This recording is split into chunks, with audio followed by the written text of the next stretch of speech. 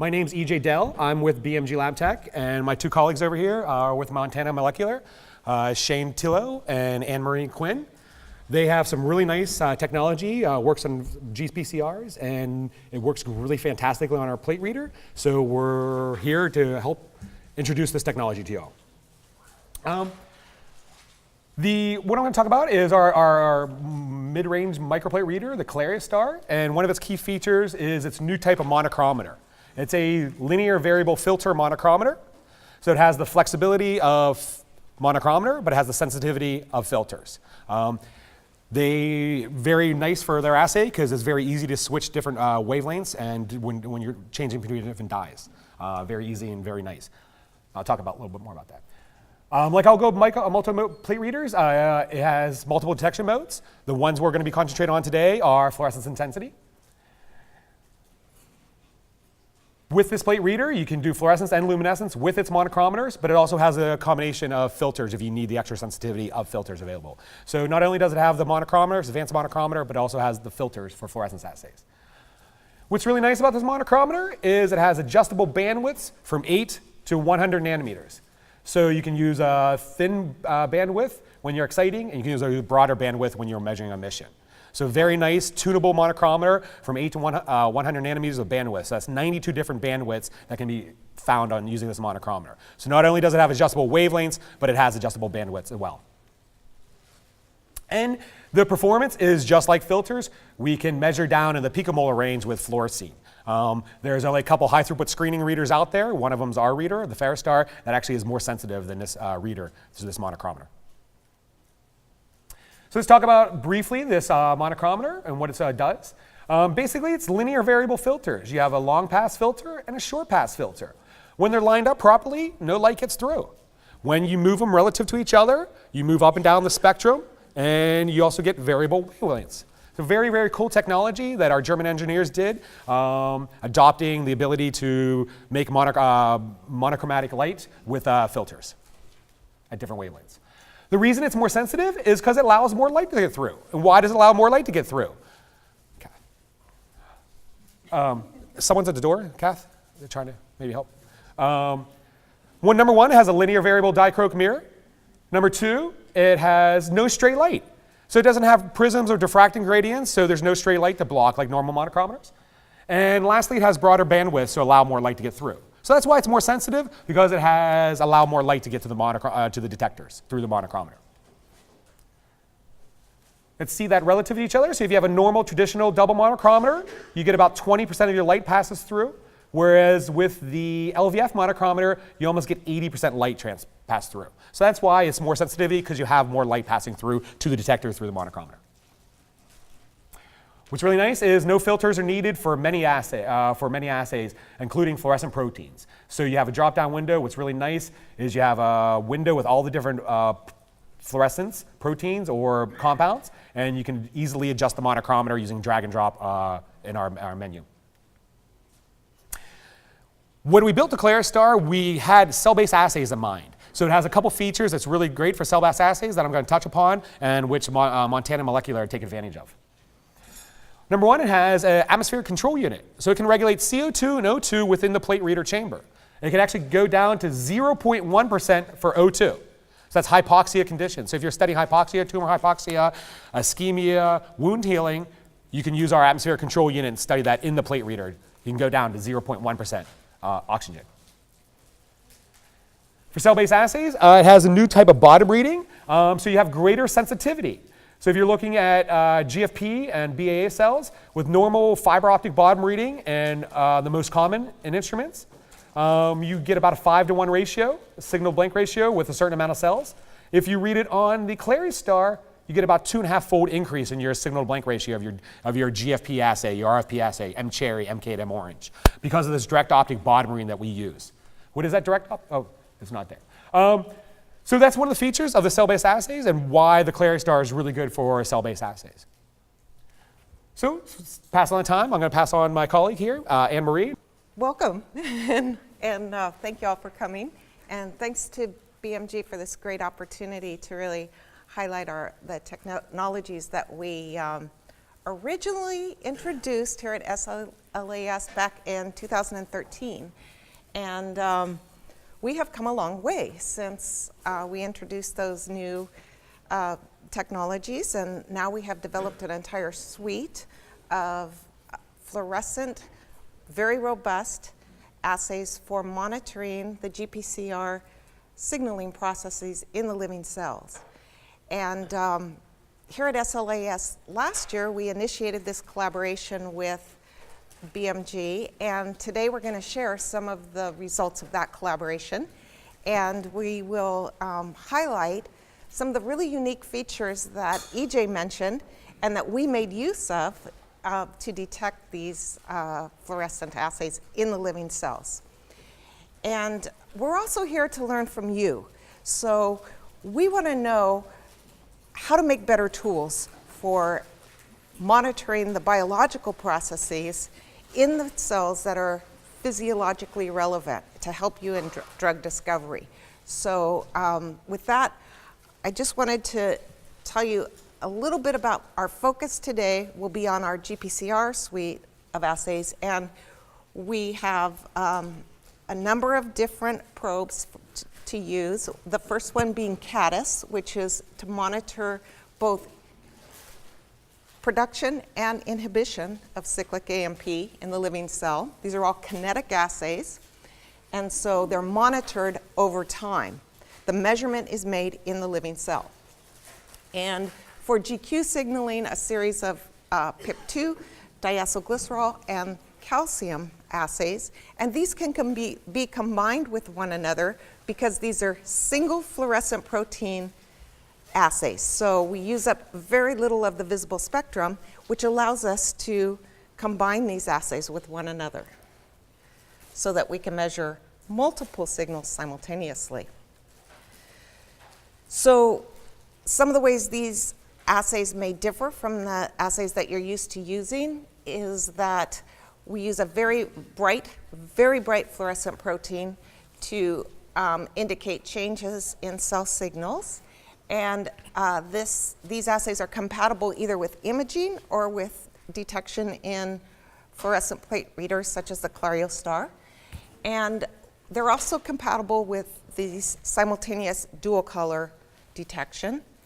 We use viral vectors so that we can deliver these assays to virtually any cell type, primary cultures, iPSC, or standard cell lines. And there is no cell lysis involved because the measurement is made in the living cell. So our stock kits are in BACMAM vectors. It's BSL-1 viral vectors that many of you are familiar with. This provides efficient delivery to almost every cell type, and we also include receptors in BACMAM and an agonist control. And most are available as either green fluorescent versions or red fluorescent versions. And we also do special orders of other types of viruses. Some people want lenti to make stable cell lines. AAV is used quite a bit at NIH to do imaging in like slices of brain or neuronal tissues. So we also provide different types of delivery systems, which is the nice thing about this type of assay is that they can be packaged in different ways. So I mentioned the simultaneous detection of two different signals in the live cell, and what I'm showing you here is over time the kinetic response of calcium in red and diacylglycerol in green in response to activation of the GQ-coupled M1 muscarinic receptor with carbachol. So this just gives you an idea of this measurement made on the CLARIOstar plate reader. And as you can see, there's very low variability, very nice fluorescence, and here's an example of when this kind of measurement can be particularly valuable. So again, we have in the red shown here is the calcium response. We have in the green diacylglycerol, and we have time along the axis again. So one thing I want to point out is that a fluorescent assay can change in either direction. It can increase in fluorescence and it can decrease in fluorescence. So in this example, the decrease here in fluorescence is an indication of an increase in diacylglycerol. So if all you measured here with these ligands was the calcium response, you would conclude that these two ligands are signaling in the same way. But by adding the second measurement of diacylglycerol, you see that actually ATP is activating a different type of pathway. It is also activating diacylglycerol, so we presume a GQ-coupled response. And that by measuring that, we then increase our confidence in the fact that this is a GQ-coupled response.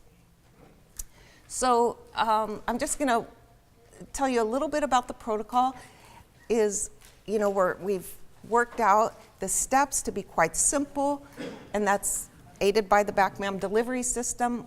On day one, we prepare the cells. Day one, we prepare the cells and the transduction media, and you can mix the cells and transduce them in suspension, or you can plate the cells and simply add the virus to the wells if you have an adherent cell line. So there's two different ways you can perform the day one steps. And then on day two, there's an optional media replacement. Depending on the media that you're using, you can replace that with PBS or simply leave the cells in the media and then give them a little rest and measure the fluorescence. So it's a very simple assay in terms of steps. So one of the things we really like about the BACMAM system is that you can control the level of expression. And now I'm showing the amount of reagent along the x-axis here. So you can control the level of expression of the assay and the signal above background with great control just by varying the amount of virus. So you can figure out exactly where you want your signal above background to be and optimize your assay in your particular cell types in that way. And these, because of the low variability that is produced with the BACMAM expression, we see very nice high Z prime values across all of our assays. So I made, everything I've shown you so far were measurements done in HEK293 cells, but I also really want to emphasize the point that we're developing these assays to enable measurements in physiologically relevant cells as well. So this is a collaboration that we did with Axiogenesis in their Core4U cardiomyocytes. And in this case, again, we see calcium assay in red. This is, we're back to looking at time, a time kinetic scale. And in green this time, we're looking at cyclic AMP. And in this case, this is a decreasing in fluorescence assay. So this is showing an increase in cyclic AMP concentration in response to activation of a GS coupled beta-2 adrenergic receptor with isoproterenol. So you see the baseline calcium response is just driven by the heartbeat. So the heartbeat and the calcium response, you add isoproterenol, you see an increase in calcium and a prolonged increase in cyclic AMP. So you have an assay here that is directly reflecting the biology of the cardiomyocyte. So we've put intense effort into content on our website to help people who are becoming familiar with using live cell assays for the first time. So we have very detailed protocols on all of our different GPCR assays. We also have a voltage sensor too that we have detailed protocols and application notes, such as the application notes we've done with BMG, and a list of references for all of the assays that have been published in the literature by a variety of different customers. So, in summary, before I hand this over to Shane, I'm going to just remind you these are this technology allows you to do two-way simultaneous measurements in the red and green channel, very few assay steps, very robust Z prime. Shane will show you more with that, and compatibility with virtually any cell type and a low per well cost. So thank you so much, and Shane will take it from here. So today I'm going to tell you about Montana Molecular's efforts to develop a novel GI-based assay, and before I get into that, I want to give you a brief refresher into cyclic AMP signaling in the cell. So cyclic AMP levels are controlled in the cell by the opposing activity of two different enzymes. Shown in purple here is the membrane-resident adenylyl cyclase, which produces cyclic AMP in the cell from cellular ATP. Opposing that activity, and shown here in black, are the ubiquitous enzymes known as phosphodiesterases, which degrade cellular cyclic AMP. Now, it's the relative balance between the activity of production and degradation that's going to control the levels of cyclic AMP in the cell. GPCRs influence both the production and degradation of cyclic AMP.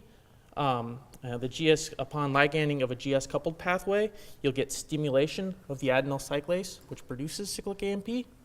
On the other side, liganding of a GI-coupled receptor will lead to inhibition of the cyclic AMP production at the adenyl cyclase. Now, assays for measuring GS signaling are readily available. However, assays for monitoring GI signaling are much more limited. This is largely due to the fact that making an assay for inhibition is much more difficult than engineering an assay for stimulation. And in the case of cyclic AMP, this difficulty largely stems from the fact that in order to see this GI signaling, you must first stimulate the GS signaling pathway. And this leads to a series of complicated assay steps. So the purpose of this schematic is to illustrate you how people typically do this assay today. First, a cocktail of Forskolin and IBMX is added to the cells. Forskolin is a cell-permeant activator of adenyl cyclase, and IBMX is a general inhibitor of the enzymes that degrade cyclic AMP.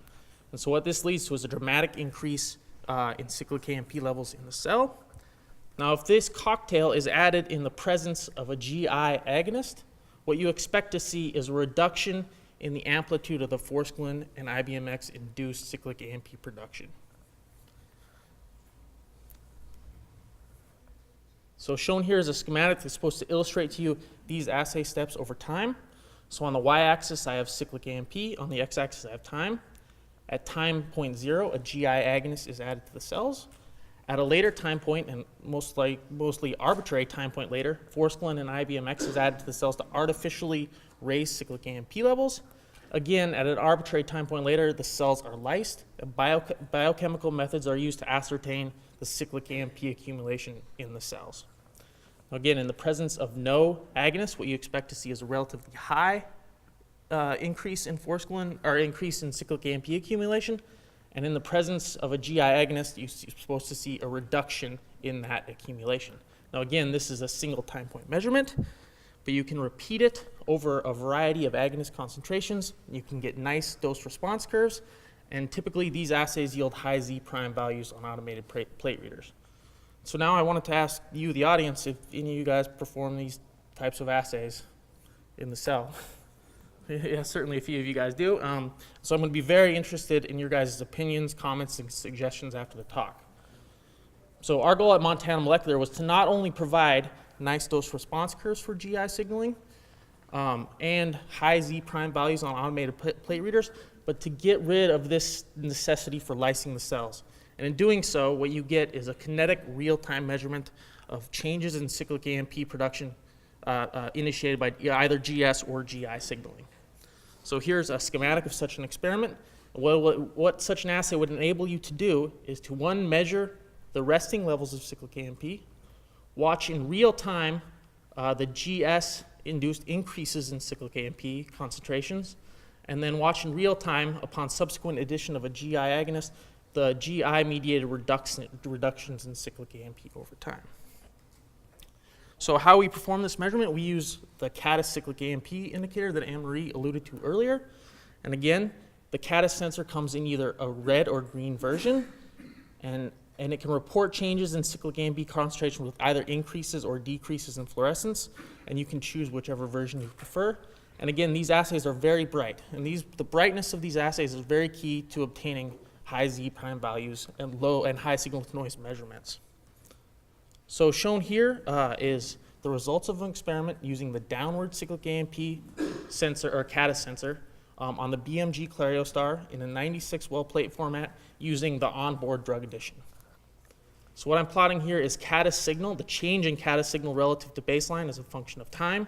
And for those of you who can't see here, the time scale goes from 0 minutes to 50 minutes. So upon the addition of a GS agonist, in this case, isoproterenol, which is a selective beta-2 receptor agonist, CADIS faithfully reports the increase in cyclic AMP concentration with a decrease in the fluorescence emission. Upon the subsequent addition of a GI agonist, in this case quinpirole, which is a selective D2 receptor agonist, CADIS2 reports the decrease in the cyclic AMP concentration in the cell through an increase in fluorescence emission. Now this experiment can be repeated over a variety of quinpirole GI agonist concentrations, and you can get very nice dose response curves with a large assay window. In this case, we got an IC50 of 12.1 nanomolar. So we wanted to simplify the assay even further and get rid of the requirement to raise basal levels of cyclic AMP through the exogenous application of either illustrated here a GS agonist or Forskolin IBMX. Here's what such an assay would look like. It would enable you to measure the resting levels of cyclic AMP, get a baseline measurement, then simply add the GI agonist and watch in real time the GI-mediated reductions in cyclic AMP. This would allow for, again, for direct GI detection. There will be no need for Forskolin, IBMX, or GS agonists to a priori raise the basal levels of cyclic AMP. And what you get is a very simple assay with minimal liquid handling steps. So I'm going to use the schematic to tell you how we did this. So again, instead of liganding a GS-coupled pathway or using Forskolin IBMX to stimulate the adenyl cyclase, what we have done is use the controlled transduction of a constitutively active GS mutant to raise the steady state resting levels of cyclic AMP. Now this is introduced to the cells at the same time the CADIS sensor is. And now what that enables us to do is just to directly add a GI agonist and watch in real time the GI-mediated reductions in cyclic AMP. Shown here is the results of such an experiment, again using the BMG CLARIOstar in hex cells in 96 well plates using the onboard drug addition. What I'm plotting here is the downward CADIS sensors change in signal relative to baseline as a function of time. For those of you who can't see, this time scale is from 0 to 30 minutes. Shown in gray here is the CADIS response to the selective D2 receptor agonist quinpirole, and shown in black here is the response of CADIS to control or PBS addition only. I want to point out to you the tight distribution of these data points, and this enables CADIS to yield high Z prime values in such measurements. Here is the dose response. Again, I'm plotting the change in CADIS signal relative to baseline as a function of the amount of quinpirole. We get nice dose response curves, and I want to again point out to you the low variability in each of these measurements. Each of these points represents 6 wells from a 96 well point, and the mean plus standard deviation. We get an IC50 of 2.2 nanomolar. These types of experiments can be repeated across a variety of GI-coupled receptors. What I'm showing here is the dose response for the D2 receptor, the A1 adenosine receptor in magenta, the M2 muscarinic receptor in blue, and in orange or yellow here, the succinate receptor. And for each of these receptors, we get a nice assay window and very nice dose response curves that are highly consistent. Shown here are the assay performance for all those receptors. So what I'm showing you here is the fitted normalized distribution of the delta F over F, the change in CADIS signal relative to baseline for the addition of the GI agonist and for the addition of control. As you can see, the succinate receptor in yellow here yields a Z prime of 0.56, and this is in response to the IC90 concentration of the agonist. And the M2, A1, and D2 receptors all yield Z primes above 0.8. So what I want to really point out to you guys is the simplicity of this assay. What you do is simply transduce the cells with the caddis virus, the constitutively active GS mutant, a receptor of your choice if you so wish, along with sodium butyrate, which is an HDAC inhibitor that enhances the expression of caddis in the cells. 24 hours later, you can replace the media with PBS, and this can be advantageous depending on the type of media that you are using. And then 3, you simply monitor ligand-induced changes in caddis fluorescence over time. And, you know, to our knowledge, this is about the simplest way to measure GI signaling available today. So now I'm going to tell you about some features of the CLARIOstar that we really like, that would be really advantageous to our group at Montana Molecular. And the first is the ability to collect high-resolution spectra from living cells. So what I'm showing you here is the excitation and emission spectra for our upward caddis sensor. And again, the upward sensor increases its fluorescence upon binding cyclic AMP. In blue here is the excitation spectra, and in green the emission spectra before liganding a GS-coupled pathway. Upon stimulation of a GS-coupled pathway with 10 micromolar isoproterenol, what we see is an increase in both the excitation and fluorescence emission spectra. And this is really cool because it's done in live cells, and you can actually watch over time the spectra increase as a function of time. Shown here is another experiment that illustrates what we love about the CLARIOstar, and that's the ability to ratiometrically detect 2 different reporters. In this case, what we're doing is we're using the red upward caddis sensor and the green downward caddis sensor to simultaneously measure GS-induced increases in cyclic AMP. So what we're plotting here is the change in signal relative to baseline as a function of time for the red caddis sensor. And again, this is an upward, so it reports increases in cyclic AMP concentrations through an increase in fluorescence. And the green downward caddis sensor, which reports it through a decrease in fluorescence. We can then ratio those signals, and that's represented here in gray. And again, I wanted to note you the tight distribution of the data between the response, and in the middle here is the control PBS. And this enables us to get high Z prime values for each aspect of the pathway. And here is the dose response using the red to green ratio for isoproterenol. And what you see is a nice assay window, and we get an EC50 of roughly 55 picomolar. Anne-Marie showed this to you earlier, but this is used to illustrate, you know, one more feature that we really love about the CLARIOstar, and that's the ability to do onboard drug addition. And that's important when you're looking at signal events such as DAG production at the plasma membrane and calcium release from intracellular stores that differ in their kinetics. Normally, this fast calcium transient detection of it is relegated to microscopes, but because of the onboard drug addition, we are able to ligand a GQ-coupled pathway and immediately take measurements, thereby allowing us to catch this quick calcium transient. So that's kind of all we have for today. Hope you guys have some questions, comments, and suggestions. I'd like to thank BMG again for this opportunity to participate in this tutorial. SLAS, of course, and then I hope you guys have some questions. So.